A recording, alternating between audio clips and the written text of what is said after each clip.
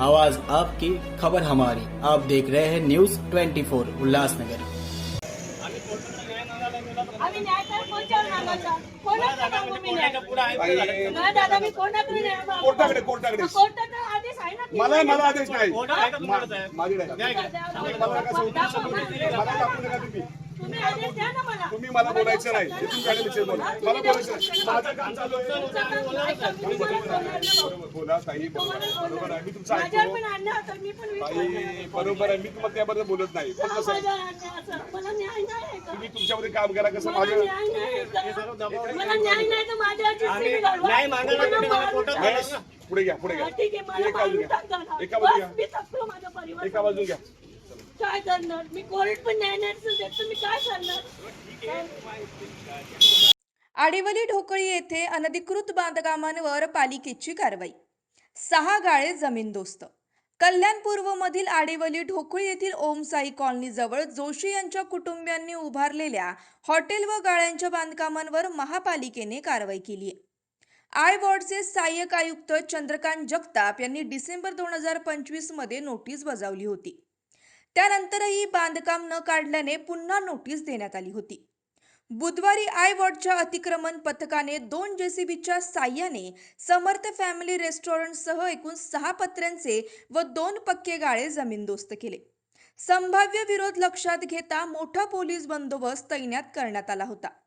दुपारी 3 ते सायंकाळी 6 या वेळेत कारवाई पार पडली. बघूयात ते काय म्हणाले.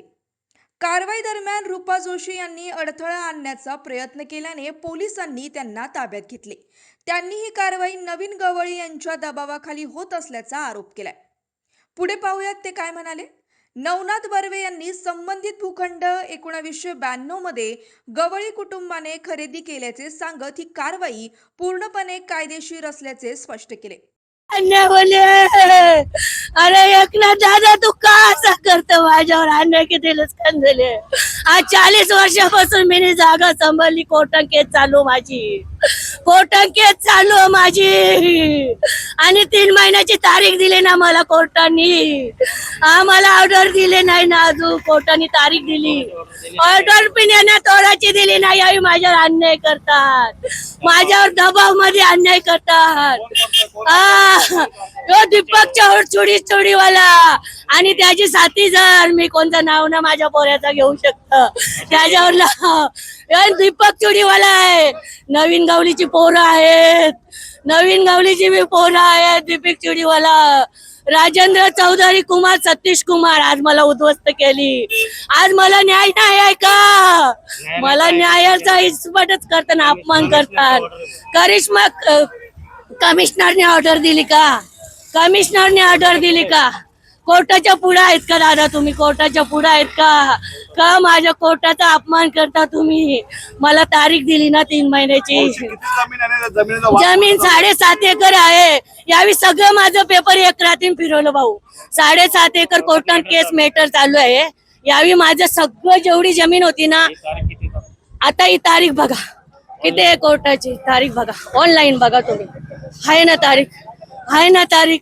मी कोर्टाच्या पुढे गेलो का? माझ्यावर गरीबावर अन्याय केला यो?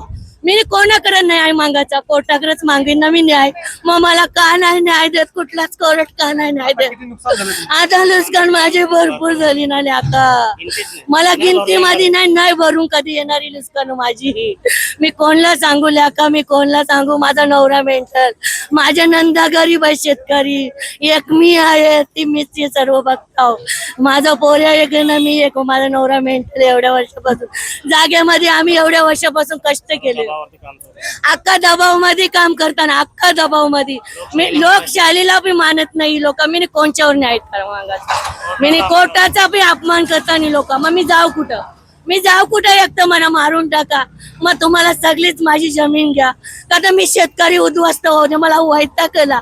20 वर्ष कोर्ट कचेरी करता. 20 वर्ष हायकोर्टाने, सुप्रीम कोर्टाने माझीकडनं ऑर्डर दिली. आज कालच्या कोर्टाने ऑर्डर माझी का? हायकोर्टाने, ठाणे कोर्टाने सुप्रीम हायकोर्टाची ऑर्डर, सगळं दबाव पॉवर यूज करतात ना, माझ्यावर अन्याय करतात. मी कोणला न्याय मागायचा?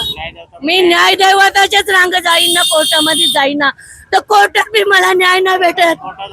कोर्टाला बी मानत नाही लोक, कोर्टाला बी मानत नाही. मला उद्ध्वस्त केली रे बाबू. वा बोलताना ऐकताचे.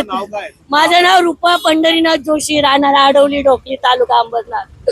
मी अजून काय करू? मला नाही चालवत. मला परमिशन घेऊन चाली बनल्या, टॅक्स पावती भरतो न, गरम पंचायतला बी टॅक्स पावती भरली, KDMC ला पण टॅक्स पावती भरतो. सगळं क्लिअर असून बी त्याही माझ्यावर अन्याय केला एवढा मोठा. न्याय द्या, मला न्याय द्या. न्याय द्यावं, न्याय द्या, नाही तर मला मारून टाका. मला आता मी थकलो. सरकार खालीच दबावशाही मध्ये सगळं काम करताना मी कोणाकडे न्याय मागूल्या का? मी कोणाकडे 20 वर्ष झाली मी न्याय मागून. सुप्रीम हायकोर्टाने पण ऑर्डर आपल्या बाजूने दिलेली आहे. सुप्रीम हायकोर्टाने पण ऑर्डर दिली माझ्या बाजूनच. राहणार आडवली ढोकले. 2007 पासून हे 2-3 गाळे माझ्या कब्जात आणि मी विकत घेतले होते बिल्डरांकडून. आज 2026 आहे. त्याच्यानंतर KDMCने मला 31 जानेवारी 2026 मला एक नोटीस इश्यू केली का हे तुमचे गाळे एक कायदेशीररित्या अनधिकृत आहे. त्या विरोधात मी जाब मागण्यासाठी माननीय सिनियर डिव्हिजन कोर्ट 3rd इथे मी माझा न्याय मागण्यासाठी, मी न्याय निवाडा करण्यासाठी मी कोर्टात गेलो. कोर्टाने असा कुठलाही आदेश जानेवारी 30 तारखेपासून या आज तारीख दिनांक 29 एप्रिल 2026 असा कुठलाही निर्णय दिला नाही का हे डिमोलिश करावा. या कुठलीही अशी परवानगी दिलेली नाही कोर्टाने, माननीय न्यायालयाने KDMCला. तरी KDMC आपला मनमानी कारभार चालू आहे. कोणाच्या दबावाखाली करते देवाला माहीत. तरी माझा हा न भरून येणारा नुकसान हे केलेलं आहे. ह्याचा उत्तर मी माननीय न्यायालयात मागणारच आहे. तरीही माझं मन अत्यंत दुःखी आहे. मी काय बोलू. धन्यवाद. त्याची तक्रार कोणी केली होती का? ह्याची तक्रार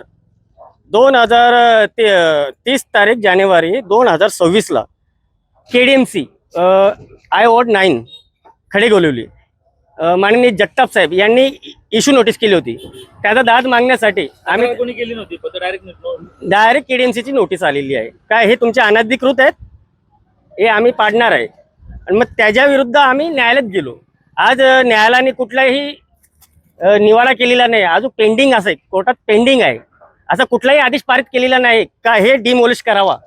तरी कोर्टाचा अवमान करून हे लोक आपली जबरदस्ती मनमानी कारभार चालू यांचा KDMCचा. काही जमिनीचा व्यवहार वगैरे काय? जमिनीचा व्यवहार असा आहे, हे 2009 पासून ह्या जमिनीचा वाद रूपाबाई पंढरीनाथ जोशी विरुद्ध नवीन अनंता गवळी यांचा वाद स्टार्टिंग पासून 2009 पासून तर 2026 पर्यंत माननीय SDO कोर्ट, माननीय ॲडिशनल कमिशनर, माननीय कलेक्टर साहेब, माननीय कोकण आयुक्त, माननीय मंत्री महोदय, महसूल मंत्री साहेब, त्यानंतर हायकोर्ट, माननीय सुप्रीम कोर्ट इथपर्यंत ह्या जागेचा कोर्ट केसेस चालले. त्यानंतर सुप्रीम कोर्टाने एक आदेश पारित केला. यांची समोरच्यांची जे नवीन अनंत गवळी यांची याचिका फेटाळण्यात आली आणि त्यांना सरळ सांगितलं तुम्ही डिस्ट्रिक्ट कोर्टात कल्याणला जावा. 2017 पासून अजूनपर्यंत 2026 पर्यंत आता नेक्स्ट डेट आहे 28/7/2026 ते पेंडिंग आहे केस.